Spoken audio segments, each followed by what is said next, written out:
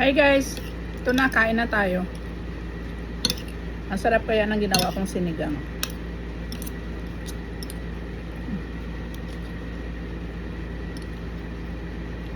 Shout out nga dyan pala kay John Capistrano, working in Jeddah, Saudi Arabia, from La Carlota City.